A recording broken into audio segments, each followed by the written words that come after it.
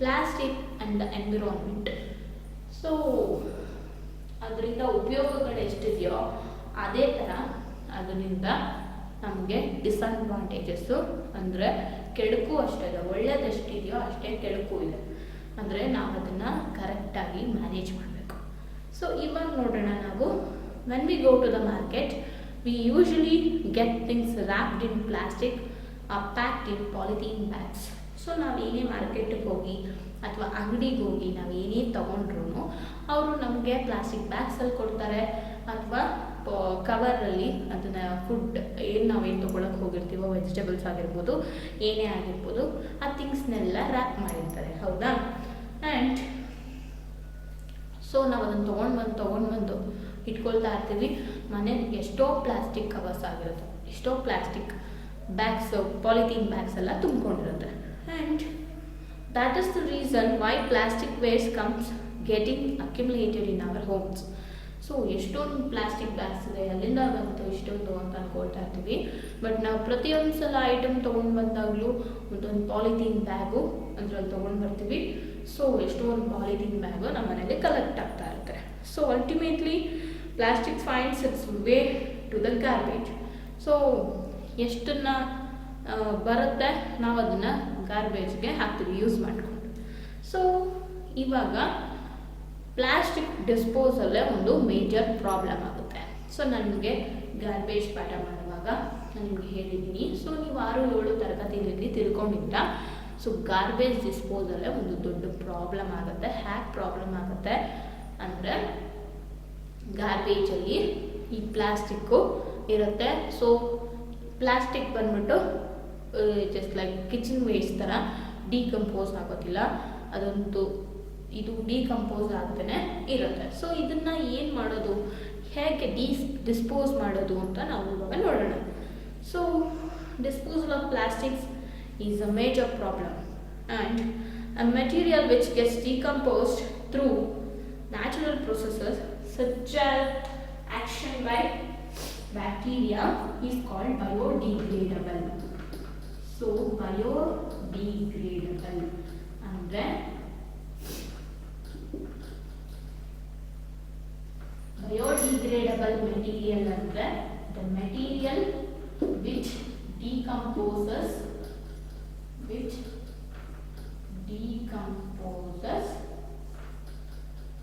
by microbial action. Microbes action ಇಂದ ಅಥವಾ micro ಆರ್ಗ್ಯಾನಿಸಮ್ಸ್ನ action ಇಂದ ಡಿಕಂಪೋಸ್ ಆಗುವಂಥ ಮೆಟೀರಿಯಲ್ಸ್ಗೆ ನಾವು ಬಯೋಡಿಗ್ರೇಡಬಲ್ ಮೆಟೀರಿಯಲ್ಸ್ ಅಂತ ಹೇಳ್ತೀವಿ. ಸೊ ಇದಕ್ಕೆ ಆಪೋಸಿಟ್ ವರ್ಡ್ ಇನ್ನೊಂದಿದೆ, ನಾನ್ ಬಯೋಡಿಗ್ರೇಡಬಲ್. ಸೊ ನಾನ್ ಬಯೋಡಿಗ್ರೇಡಬಲ್ ಅಂದರೆ ಏನು? ನಾನ್ ಬಯೋಡಿಗ್ರೇಡಬಲ್ ಅಂದರೆ so cannot be decomposed. The material not decomposed easily. Non biodegradable materials are the materials which not easily decomposed. So ಇದನ್ನು ಈಸಿಯಾಗಿ ಡಿಕಂಪೋಸ್ ಮಾಡಲಿಕ್ಕೆ ಆಗುವುದಿಲ್ಲ, ಅಂಥದ್ದನ್ನು ನಾವು ನಾನ್ ಬಯೋಡಿಗ್ರೇಡಬಲ್ ಅಂತ ಹೇಳ್ತೀವಿ.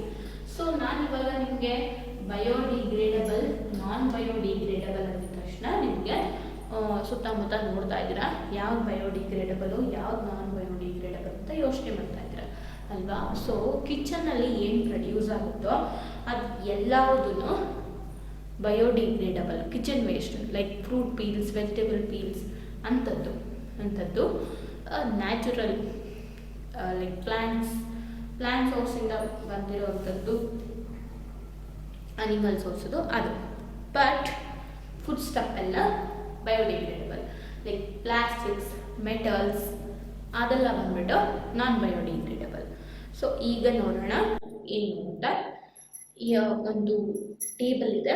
ಸೊ ನಿಮ್ಮ ಬುಕ್ಕಲ್ಲೂ ನೀವು ನೋಡ್ಕೋಬೋದು ಅದರಲ್ಲಿ ಯಾವ್ದು ಬಯೋಡಿಗ್ರೇಡಬಲ್ಲು ಯಾವ್ದು ನಾನ್ ಬಯೋಡಿಗ್ರೇಡಬಲ್ ಅನ್ನೋದನ್ನ ತುಂಬ ಡೀಟೇಲ್ ಆಗಿ ಕ್ಲೀನಾಗಿ ಕೊಟ್ಟಿದ್ದಾರೆ ನೋಡಿ. ಸೊ ಫಸ್ಟು ನಾನು ಟೈಪ್ ಆಫ್ ವೇಸ್ಟ್ ಹೇಳ್ತೀನಿ. So vegetable and fruit Peel's, food stuff ಅದೆಲ್ಲ ಕಿಚನ್ ವೇಸ್ಟು 1 ರಿಂದ 2 ವಾರದಲ್ಲಿ ಡಿಕಂಪೋಸ್ ಆಗ್ಬಿಡುತ್ತೆ. ಸೊ ಅದನ್ನು ನಾವು ಬಯೋಡಿಗ್ರೇಡಬಲ್ ಅಂತಾನೆ ಹೇಳ್ತೀವಿ. ಸೊ ಪೇಪರ್, ಎಸ್ ಪೇಪರ್ ಕೂಡ ಡಿಕಂಪೋಸ್ ಆಗುತ್ತೆ. ಸೊ ಅದು ಒಂದು ತಿಂಗಳು 10 ರಿಂದ 30 ದಿನಗಳ ಒಳಗಡೆ ಡಿಕಂಪೋಸ್ ಆಗುತ್ತೆ. ಅದನ್ನು ನಾವು ಬಯೋಡಿಗ್ರೇಡಬಲ್ ಅಂತ ಹೇಳ್ತೀವಿ. ಸೊ ಕಾಟನ್ ಕ್ಲೋತ್ನ ಹಾಕಿದ್ರೆ, ಕಾಟನ್ ಕ್ಲೋತ್ ಏನಾದರೂ ಮಣ್ಣಲ್ಲಿ ಹಾಕಿದ್ರೆ, ಸೊ ನಾವು ಕಾಂಪೋಸ್ಟ್ ತಯಾರು ಮಾಡಿದ್ವಲ್ಲ, ಜ್ಞಾಪಿಸ್ಕೊಳ್ಳಿ. ಸೊ ನೀವು ಹಿಂದಿನ ತರಗತಿಗಳಲ್ಲಿ ಕಾಂಪೋಸ್ಟ್ನ ತಯಾರು ಮಾಡಿದ್ವಿ. ಆ್ಯಂಡ್ ಮೆನ್ಯೂರ್ ಯಾವ ರೀತಿ ತಯಾರಾಗುತ್ತೆ ಅನ್ನೋದು ನಿಮಗೆ ಗೊತ್ತು. ಸೊ ಕಿಚನ್ ವೇಸ್ಟನ್ನು ಮಣ್ಣಲ್ಲಿ ಹೂತಿಟ್ಟಾಗ ಅಥವಾ animal ಫೀಸಸ್, animal waste, dead animals ಅಥವಾ ಪ್ಲಾಂಟ್ ವೇಸ್ಟ್, ಡ್ರೈ ಲೀವ್ಸ್, ಅದನ್ನು ಮಣ್ಣಲ್ಲಿಟ್ಟಾಗ ಅದು ಮೆನ್ಯೂರ್ ಆಗುತ್ತೆ ಅನ್ನೋದು ನಿಮಗೆ ಗೊತ್ತು. ಸೊ ಆ ಥರ ಪೇಪರ್ನ ಇಟ್ಟಾಗ ಪೇಪರ್ ಕೂಡ ಡಿಕಂಪೋಸ್ ಆಗುತ್ತೆ. ಎಲ್ಲ ಥರದ food stuff, vegetable fruit peels ಎಲ್ಲನೂ ಡಿಕಂಪೋಸ್ ಆಗುತ್ತೆ. ಸೊ ಅದನ್ನೆಲ್ಲ ಬಯೋಡಿಗ್ರೇಡಬಲ್ ಅಂತ ಹೇಳ್ತೀವಿ. ಸೊ ಕಾಟನ್ ಕ್ಲೋತ್ಸು ಡಿಕಂಪೋಸ್ ಆಗುತ್ತೆ, ಬಟ್ 2 ಮಂತ್ಸಿಂದ 5 ಮಂತ್ಸ್ವರೆಗೂ ಟೈಮ್ ತಗೊಳುತ್ತೆ. ಸೊ ಕಾಟನ್ ಕ್ಲಾತ್ ಡಿಕಂಪೋಸ್ ಆಗಲಿಕ್ಕೆ 5 ಮಂತ್ಸ್ ತನಕ ಟೈಮ್ ಬೇಕು. So it is also biodegradable. And wood, ಯಾವುದಾದ್ರೂ ವುಡ್ ಐಟಮ್ನ ನಾವು ಇದು ಬಯೋಡಿಗ್ರೇಡಬಲ್ ಆಗುತ್ತಾ ಅನ್ನೋದನ್ನ ಚೆಕ್ ಮಾಡಿದ್ರು ಅದು ವುಡ್ಡು ಕೂಡ ಬಯೋಡಿಗ್ರೇಡಬಲ್, ಬಟ್ ಅದಕ್ಕೆ 10 ರಿಂದ 15 ವರ್ಷ ತಗೊಳ್ಳುತ್ತೆ. ಒಂದು ವುಡ್ಡು ನಾವು ಅದು ಬಯೋಡಿಗ್ರೇಡಬಲ್, ಅದು ಡಿಗ್ರೇಡ್ ಆಗುತ್ತಾ ಅನ್ನೋದನ್ನು ಚೆಕ್ ಮಾಡ್ಬೋದು. ಸೊ 10 ರಿಂದ 15 ವರ್ಷ ತಗೊಳ್ಳುತ್ತೆ ಅದು ಡಿಜೆನರೇಟ್ ಆಗೋದಕ್ಕೆ. ಆ್ಯಂಡ್ ಉಲ್ಲನ್ ಕ್ಲಾತ್ಸ್ ಕೂಡ ಡಿಕಂಪೋಸ್ ಆಗುತ್ತೆ, ಡಿಗ್ರೇಡ್ ಆಗುತ್ತೆ, ಬಟ್ ಅದಕ್ಕೆ 1 ವರ್ಷ ಟೈಮ್ ತಗೊಳ್ಳುತ್ತೆ. ಸೊ 1 ವರ್ಷ ತಗೊಂಡು ಅದು ಡಿಜೆನರೇಟ್ ಆಗುತ್ತೆ. ಸೊ ಟಿನ್ ಇರ್ಬೋದು, ಅಲ್ಯೂಮಿನಿಯಂ ಇರ್ಬೋದು, ಅಥವಾ ಮೆಟಲ್ ಕ್ಯಾನ್ಸ್ ಇರ್ಬೋದು, ಅದೆಲ್ಲದೂ 100 ರಿಂದ 500 ವರ್ಷದವರೆಗೂ ಇಟ್ಟಿದ್ರು ಅದು ಏನೂ ಆಗೋದಿಲ್ಲ. ಸೊ ಅದೆಲ್ಲ non biodegradable. So next plastic bags ಕೂಡ ಎಷ್ಟು ವರ್ಷ ಮಾಡಿದ್ರು, ಎಷ್ಟು ವರ್ಷ ಅದನ್ನು ನಾವು ಮಣ್ಣಲ್ಲಿ ಹೂತಿಟ್ರು ಏನು ಮಾಡಿದ್ರು ಅದು ಡಿಜೆನರೇಟ್ ಆಗೋದಿಲ್ಲ. ಸೊ ಅದು ಕೂಡ non biodegradable. Metals and plastics are non-biodegradable. So ತುಂಬ ಎಷ್ಟು ವರ್ಷಗಳ ತನಕ ಇಟ್ಟರು ಅದು ಏನು ಆಗೋದಿಲ್ಲ. ಸ್ವಲ್ಪ ಐರನ್ ರಸ್ಟ್ ಆಗುತ್ತೆ, ಸೊ ಅದು ಸ್ವಲ್ಪ ಹಾಳಾಗ್ತಾ ಬರುತ್ತೆ, ಬಟ್ ಬೇರೆ ಮೆಟಲ್ಸ್ ಹಾಳಾಗೋದಿಲ್ಲ, ಏನೂ ಆಗೋದಿಲ್ಲ, ನಾನ್ ಬಯೋಡಿಗ್ರೇಡಬಲ್. ಸೊ ಅದರ ಶೇಪು, ಕಲರು, ಕಸ ತುಂಬಿಕೊಂಡು ಬೇರೆ ಥರನೇ ಆಗಿರುತ್ತೆ, ಬಟ್ ಅದು ಬಯೋಡಿಗ್ರೇಡಬಲ್ ಅಲ್ಲ. ಸೊ ಎಲ್ಲ ತರಹದ ಫುಡ್ ಸ್ಟಫು,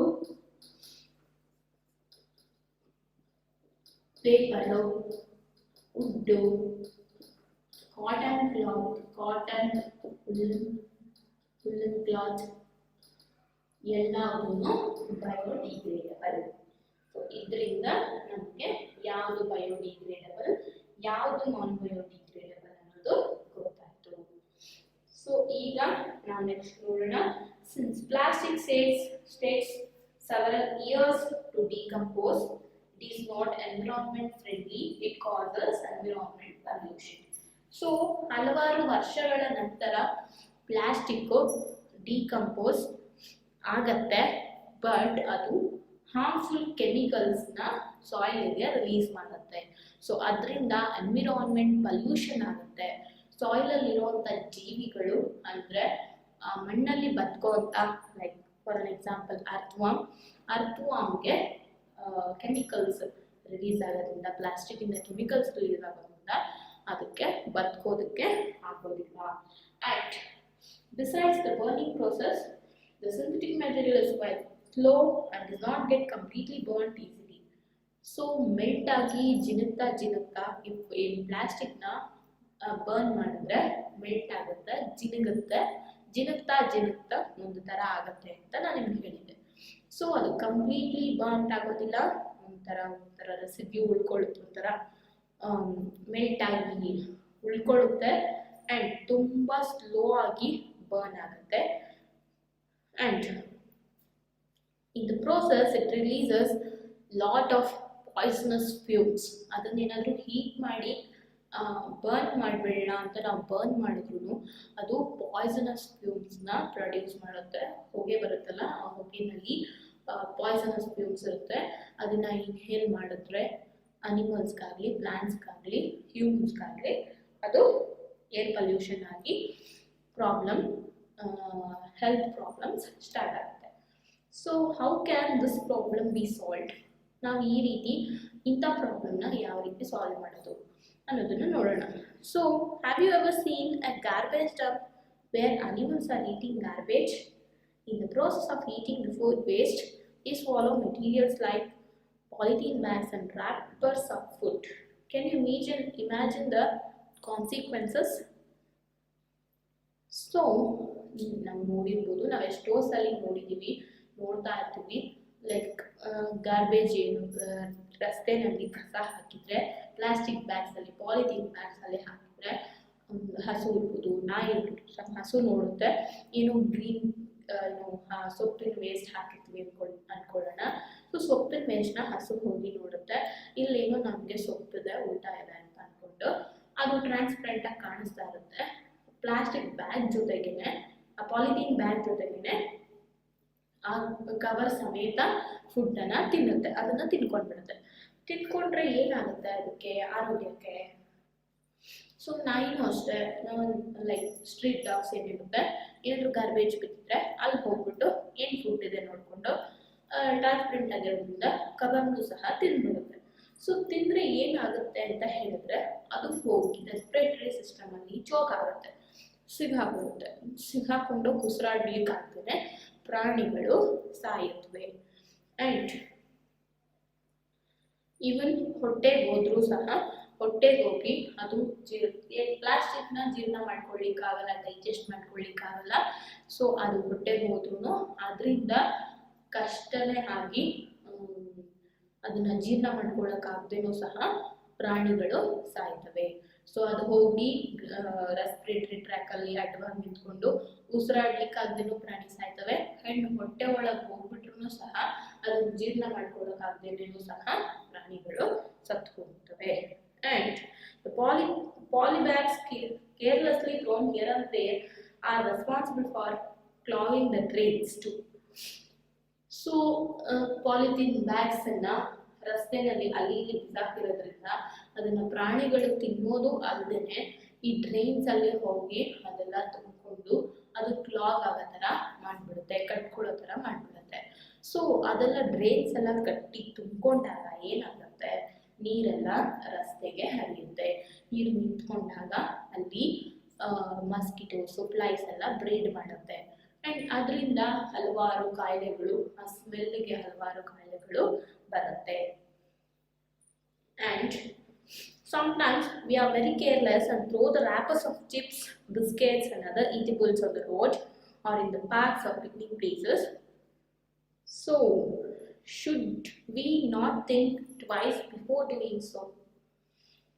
ಸೊ ನಾನು ಹೇಳ್ತಾನೆ ಇದ್ದೀನಿ ನಿಮಗೆ, ಒಂದು ಚಿಪ್ಸೋ, ಒಂದು ಚಾಕ್ಲೇಟೋ, ಏನಾದರೂ ಒಂದು ಬಿಸ್ಕೆಟ್ ಪ್ಯಾಕೆಟೋ, ಏನಾದರೂ wrappers of anything eatables, so ತಿಂದುಬಿಟ್ಟು ಅದನ್ನು ಅಲ್ಲಿ ಇಲ್ಲಿ ಎಸಿಬಾರ್ದು. ಎಸಿದ್ರೆ ಅದ್ರ ಮೇಲಿರೋ ಫುಡ್ ಕಾಣಿಸ್ತದೆ ಅಂತ ಅದನ್ನು ಯಾವುದೇ ಪ್ರಾಣಿ ತಿನ್ಬೋದು, ಅಥವಾ ಅದು ಹೋಗಿ ಎಲ್ಲೋ ಡ್ರೈನ್ಸಲ್ಲಿ ಕ್ಲಾಗ್ ಆಗ್ಬೋದು. ಆ್ಯಂಡ್ ಅದರಿಂದ ತುಂಬ ಹಾರ್ಮ್ನೆಸ್ ಉಂಟಾಗುತ್ತೆ, ಎನ್ವಿರಾನ್ಮೆಂಟ್ ಪಲ್ಯೂಷನ್ ಆಗುತ್ತೆ. ಸೊ ನಾವು ಅದನ್ನು ಬಿಸಾಕಬಾರ್ದು, ನಾವು ಅದನ್ನು ಎಲ್ಲದರಲ್ಲಿ ಹಾಕ್ತಾನೆ ಡಸ್ಟ್ಬಿನ್ಗೆ ಹಾಕಬೇಕು. And as a responsible citizen, what measures do you suggest to keep public places clean and free of plastics? So ಈಗ ಪ್ಲಾಸ್ಟಿಕ್ನ ಬ್ಯಾನ್ ಮಾಡ್ತಂದ್ರೆ ಆ್ಯಂಡ್ ಪ್ಲಾಸ್ಟಿಕ್ ಯೂಸ್ ಮಾಡೋದಕ್ಕಿಂತ ಪೇಪರ್ ಬ್ಯಾಗ್ಸ್ನ ಆ್ಯಂಡ್ ಕ್ಲಾತ್ ಬ್ಯಾಗ್ಸ್ನೆಲ್ಲ ಯೂಸ್ ಮಾಡಿ ಅಂತ ಹೇಳ್ತಾರೆ. ಸೊ ಪ್ಲಾಸ್ಟಿಕ್ನ ಅಲ್ಲಿ ಇಲ್ಲಿ ಬಿಸಾಕಬಾರ್ದು. ಸೊ ನಮ್ಮ ರೆಸ್ಪಾನ್ಸಿಬಿಲಿಟಿ ನಾವು ತಗೊಂಡು ನಾವು ಇನ್ಮೇಲೆ ನೀವು ರೆಸ್ಪಾನ್ಸಿಬಲ್ ಆಗಿ ನೀವು ತಿಂದಂಥ ಚಿಪ್ಸ್ ಪ್ಯಾಕೆಟ್ಸ್ನ, ಬಿಸ್ಕಿಟ್ ಪ್ಯಾಕೆಟ್ಸ್ನ, ಕವರ್ಸ್ನ ಅಲ್ಲಿ ಇಲ್ಲಿ ಬಿಸಾಡದೆ ಡಸ್ಟ್ಬಿನ್ಗೆ ಹಾಕಿ, ಓಕೆನಾ. ಆ್ಯಂಡ್ ಸೊ ನಮ್ಮ ಸಿಟಿ ಕ್ಲೀನಾಗಿರಲಿಕ್ಕೆ, ನಮ್ಮ ಜಾಗ, ನಾವಿರುವಂಥ ಜಾಗ ಸ್ವಚ್ಛವಾಗಿರಲಿಕ್ಕೆ ನಾವು ಫಸ್ಟ್ ನಾವು ಒಂದು ಇನಿಷಿಯೇಟಿವ್ ತಗೋಬೇಕು. ನಾನು ಕಸ ಅಲ್ಲಿ ಇಲ್ಲಿ ಬಿಸಾಕಲ್ಲ ಅಂತ ನಾವು ಡಿಸೈಡ್ ಮಾಡ್ಕೋಬೇಕು. ಆ ನಂತರ ನಾವು ಮಾಡ್ತಾ ಇರೋದನ್ನ ನೋಡಿ ನಮ್ಮ ಫ್ರೆಂಡ್ಸ್ ಕಲಿತಾರೆ. ಸೊ ನಮ್ಮ ಫ್ರೆಂಡ್ಸನ್ನ ನೋಡಿ ಮತ್ತೊಬ್ರು ಕಲಿತಾ ನಮ್ಮ ಸಿಟಿನೇ ಕ್ಲೀನಾಗಿ ಇರುತ್ತೆ, ಓಕೆನಾ. ಆ್ಯಂಡ್ ಪ್ಲಾಸ್ಟಿಕ್ ನಾವು ಅಂಗಡಿಗಳಿಗೆ ಹೋಗುವಾಗ ನಾವೇ ಮನೆಯಿಂದ ಬ್ಯಾಗ್ಸ್ ತೊಗೊಂಡು ಹೋದರೆ ಬ್ಯಾಗಲ್ಲಿ ನಮ್ಗೇನು ಬೇಕೋ ಅದನ್ನು ತೊಗೊಂಡು ಬರ್ಬೋದು. ಸೊ ಪ್ಲಾಸ್ಟಿಕ್ ಕವರ್ಸ್ನ ಯೂಸ್ ಮಾಡೋ ಬದಲು ಪೇಪರ್ ಬ್ಯಾಗ್ಸಲ್ಲಿ ಈ ಏನು ನಾವು ಫುಡ್ ಐಟಮ್ಸ್ ತೊಗೊಂಡು ಬರ್ತೀವೋ ಅದನ್ನು ಪೇಪರ್ ಬಾಕ್ಸಸ್ಸಲ್ಲಿ, ಪೇಪರ್ ಪ್ಯಾಕೆಟ್ಸಲ್ಲಿ ತೊಗೊಂಡು ಬಂದರೆ ಪ್ಲಾಸ್ಟಿಕ್ ಯೂಸನ್ನು ನಾವು ಅವಾಯ್ಡ್ ಮಾಡಬಹುದು. And avoid the use of plastics as far as possible. So plastic ಯೂಸಸ್ನ ನಾವು ಎಷ್ಟು ಸಾಧ್ಯನೋ ಅಷ್ಟು ಕಡಿಮೆ ಮಾಡಬೇಕು. ಸೊ ಕಾಟನಿಂದ ಮಾಡಿರೋಂಥ, ಜೂಟಿಂದ ಮಾಡಿರೋಂಥ ಬ್ಯಾಗ್ಸ್ನ ನಾವು ಶಾಪಿಂಗ್ ಹೋದಾಗ ಯೂಸ್ ಮಾಡಬೇಕು. ಸೊ ಬಯೋಡಿಗ್ರೇಡಬಲ್ ಮೆಟೀರಿಯಲ್ಸ್ನ ನಾವು ಯೂಸ್ ಮಾಡಬೇಕು. ನಾನ್ ಬಯೋಡಿಗ್ರೇಡಬಲ್ ಮೆಟೀರಿಯಲ್ಸ್ನ ಯೂಸ್ ಮಾಡೋದನ್ನು ಕಡಿಮೆ ಮಾಡಬೇಕು. ಆ್ಯಂಡ್ ಅಷ್ಟೇ ಅಲ್ಲದೆ ನಾವು ಕಸ ಡಿಸ್ಪೋಸ್ ಮಾಡುವಾಗ ಬಯೋಡಿಗ್ರೇಡಬಲ್ ಕಸನ ಒಂದು ಕಡೆ ಆ್ಯಂಡ್ ಒಂದು ಬಾಕ್ಸಲ್ಲಿ ನಾನ್ ಬಯೋಡಿಗ್ರೇಡಬಲ್ ಕಸನ ಸಪ್ರೇಟ್ ಮಾಡಿ ಎರಡನ್ನೂ ಸಪ್ರೇಟ್ ಆಗಿ ಡಿಸ್ಪೋಸ್ ಮಾಡಬೇಕು. So practise this in your homes. And can you suggest some other ways in which you can contribute towards reducing the use of plastic materials. So ನಿಮಗೆ ಏನಾದರೂ ಈ plastic ಮೆಟೀರಿಯಲ್ಸ್ನ use ಮಾಡೋದ್ರಲ್ಲಿ ಏನಾದರೂ contributions ಇದ್ದರೆ, plastic ಯೂಸ್ನ reduce ಮಾಡೋದ್ರಲ್ಲಿ ಹೇಗೆ reduce ಮಾಡ್ಬೋದು ಅನ್ನೋದು ನಿಮಗೆ ಏನಾದರೂ ಹೊಸ ಐಡಿಯಾ ಇದ್ದರೆ ನಾನು ಹೇಳಿದ್ದು ಬಿಟ್ಟು ಬೇರೆ ಏನಾದರೂ ಐಡಿಯಾ ಇದ್ದರೆ ಕಮೆಂಟ್ ಸೆಕ್ಷನಲ್ಲಿ ಹೇಳಿ. ಆ್ಯಂಡ್ ನಾವು ಪ್ಲಾಸ್ಟಿಕ್ಸ್ನ ರೀಯೂಸ್ ಮಾಡಬಹುದು. ಸೊ ನಾವು ಆದಷ್ಟು ಪ್ಲಾಸ್ಟಿಕ್ನ ರೀಯೂಸ್ ಮಾಡೋಣ. ಸೊ ಏನಾದರೂ ಐಡಿಯಾ ಇದ್ದರೆ ನೀವು ಕಮೆಂಟ್ಸಲ್ಲಿ ಹೇಳಿ. So it is better to recycle plastic waste. Most of the thermoplastics can be recycled. Make a list of items that can be recycled. So ನೀವು ನೋಡಿರ್ಬೋದು, ಲೈಕ್ ಹಾರ್ಲಿಕ್ಸ್ ಡಬ್ಬ ಆ್ಯಂಡ್ ಬೋರ್ನ್ವಿಟಾ ಡಬ್ಬ ಏನಾದರೂ ತೊಗೊಂಡು ಬಂದರೆ ಅದರಲ್ಲಿ ಏನಾದರೂ ಹಾಕಿ ಇಟ್ಕೊಂಡಿರ್ತಾರೆ ಮನೆಯಲ್ಲಿ ಅಮ್ಮ. ಆ ರೀತಿ ಪ್ಲಾಸ್ಟಿಕ್ ಕಂಟೈನರ್ಸ್ನ ಏನಾದರೂ ಹಾಕಿ ಏನು ಇಶ್ಯೂಸ್ ಇಲ್ಲ ಅಂದರೆ, ಏನು ಅದರಿಂದ ಅಫೆಕ್ಟ್ಸ್ ಏನೂ ಇಲ್ಲ ಅಂದರೆ, ಸೈಡ್ ಎಫೆಕ್ಟ್ಸ್ ಏನೂ ಇಲ್ಲ ಅಂದರೆ ನಾವು ಅದರಲ್ಲಿ ಏನಾದರೂ ಸ್ಟೋರ್ ಮಾಡಿ ಇಡಬಹುದು. ಆ್ಯಂಡ್ ಆ ರೀತಿ ಬೇರೆ ಥರ ಐಡಿಯಾ ಇರುತ್ತೆ ಒಬ್ಬೊಬ್ಬರಿಗೆ. ಆ್ಯಂಡ್ ಆ ಐಡಿಯಾನ ನೀವು ಶೇರ್ ಮಾಡ್ಬೋದು. ಸೊ ಅದನ್ನೆಲ್ಲ ಯೂಸ್ ಮಾಡಿಕೊಂಡು ಏನಾದರೂ ಬೆಸ್ಟ್ ಔಟ್ ಆಫ್ ವೇಸ್ಟ್ ಅನ್ನೋ ಥರ ನಾವು ಏನಾದರೂ ಹೊಸದನ್ನು ಮಾಡ್ಬೋದು. ಸೊ ನೋಡೋಣ. ಆ್ಯಂಡ್ ಸೊ ಒಂದು ಲಿಸ್ಟ್ ಮಾಡಿ. And however during recycling certain coloring agents are added.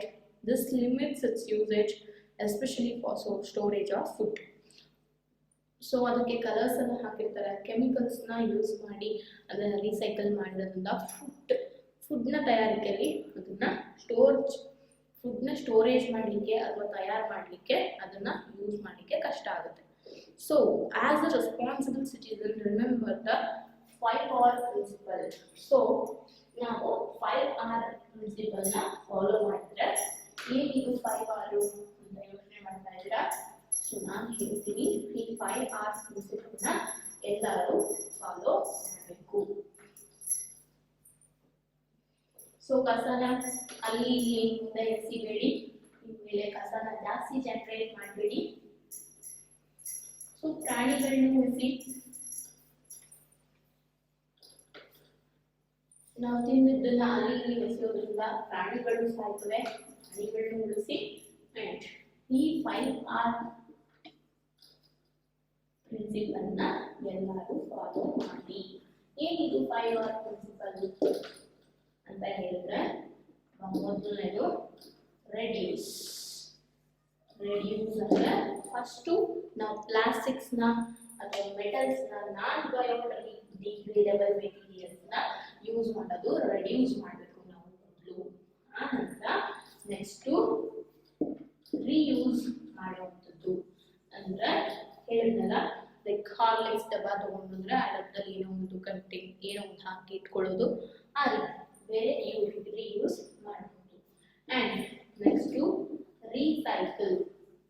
Recycle ಅಂದ್ರೆ ಯೂಸ್ ಮಾಡಿರುವಂತ ಪ್ಲಾಸ್ಟಿಕ್ ಇಂದ ಬೇರೆ ಏನಾದರೂ ಒಂದು ಹೊಸ ಯೂಸ್ಫುಲ್ ಥಿಂಗ್ಗೆ ಯೂಸ್ ಮಾಡ್ಕೊಳ್ಳುವಂಥದ್ದು, ಹೊಸದನ್ನ ಮಾಡುವಂಥದ್ದು, ಅದನ್ನ ರೀಸೈಕಲ್ ಮಾಡಬಹುದು.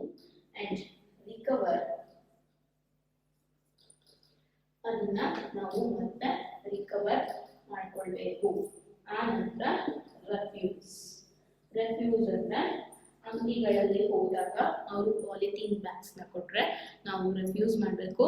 ನಾವೇ ಮನೆಯಿಂದ ಕಾಟನ್ ಬ್ಯಾಗ್, ಜೂಟ್ ಬ್ಯಾಗ್ ಅಥವಾ ಬುಟ್ಟಿಗಳು ಬರ್ತವಲ್ಲ ಅಂಥವನ್ನ ಕ್ಯಾರಿ ಮಾಡಬೇಕು. Develop habits which are environment friendly. ಎನ್ವಿರಾನ್ಮೆಂಟಿಗೆ ಫ್ರೆಂಡ್ಲಿ ಆಗಿರೋಂಥ ಹ್ಯಾಬಿಟ್ಗಳನ್ನ ನಾವು ರೂಢಿ ಮಾಡ್ಕೊಳ್ಬೇಕು.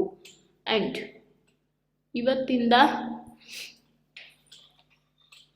ನಾನು ಅನ್ಕೊಳ್ತೀನಿ ನೀವು ಇನ್ಮೇಲೆ ಈ 5R ಪ್ರಿನ್ಸಿಪಲ್ ನ ಫಾಲೋ ಮಾಡ್ತೀರಾ. ಅಂಡ್